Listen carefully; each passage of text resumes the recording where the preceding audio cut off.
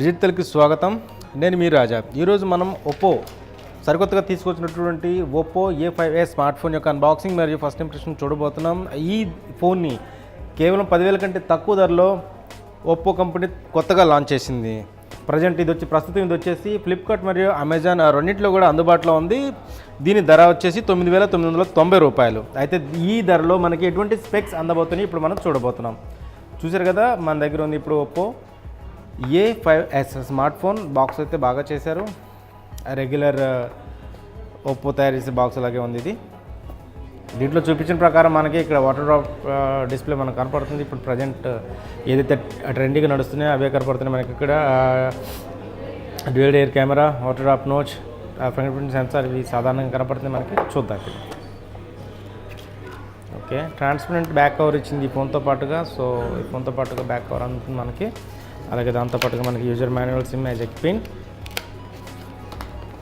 ఇక్కడ మనకు వచ్చేసి డివైస్ మన చేతిలో ఉంది ఇప్పుడు.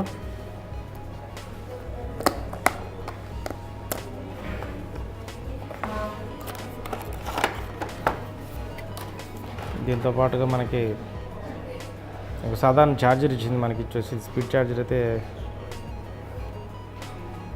కాదు, ఇది 2 amps.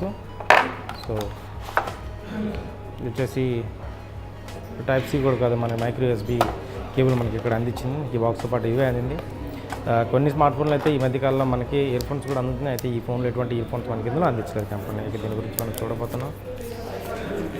ఇది రెడ్ కలర్ వేరియంట్ ఫోన్కి సంబంధించి. చూసారు కదా, వెనక భాగంలో ఇప్పుడు అన్నీ కూడా గ్లాసీ బ్యాగ్స్ వస్తున్నాయి. అలాగే ఈ ఫోన్లో కూడా గ్లాసీ బ్యాగ్ అందింది. ఇక్కడ చూస్తున్నారు కదా, మనం టచ్ చేసినట్టు మన ఫింగర్ ప్రింట్స్ ఈజీగా పడిపోతుంది. సో దీని గురించి చూద్దాం మనం ఇప్పుడు. ఇక్కడ వచ్చేసి మనకి రైట్ సైడ్ భాగంలో వచ్చేసి మనకి పవర్ బటన్ ఉంది. మనం ఫోన్ ఆన్ చేసి చూద్దాం. ఫోన్ ఆన్ చేసాం మనం. అలాగే ఎడమై భాగంలో వచ్చేసి మనం వాల్యూమ్ రాకర్స్తో పాటుగా మనకి దీనికి వాల్యూమ్ రాకర్స్కి పై భాగంలో మనకి సిమ్ ట్రే కూడా ఇచ్చారు. అయితే దీంట్లో మనకు అందించిన సిమ్ ట్రే ఎటువంటి సిమ్ ట్రేని మనం చూడబోతున్నాం. యాక్చువల్లీ ఇది కంపెనీ మనకి చెప్పిన ప్రకారం అయితే దీంట్లో ట్రిపుల్ స్లాట్ అందించినట్టు మనకు తెలుస్తుంది. అంటే 2 సిమ్లతో పాటుగా ఒక మైక్రో SD కార్డు దీంట్లో వాడుకునే విధంగా మనకి కంపెనీ తెలియజేసింది. సో మనం చూద్దాం ఒకసారి పరిశీలించి, అలాగే మనకి అందిందా లేదా అనేది. రైట్, ఇది ట్రిపుల్ కార్డ్ స్లాట్ అండి.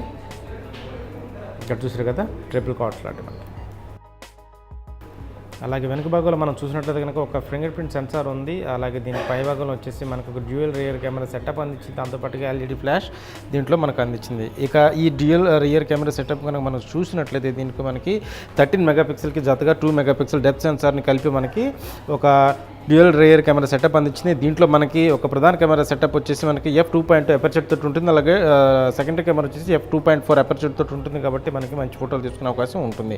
అలాగే దీనికి ముందు భాగంలో మనం చూసినట్లయితే కనుక మనకి వాటర్ డ్రాప్ నోచ్ ఇచ్చిందండి డిస్ప్లేలో మనకి. ఇది వచ్చేసి 6.22 అంగుళాల డిస్ప్లే వాటర్ డ్రాప్ నోచ్ దీంట్లో మనకు అందింది. ఇది 1520 x 720 పిక్సెల్స్ రెజల్యూషన్ తోటి మనకు అంది. అంటే మనకి 720 పిక్సెల్స్ రెజల్యూషన్ తోటి మనం చూసుకోవచ్చు అనమాట దీంట్లో.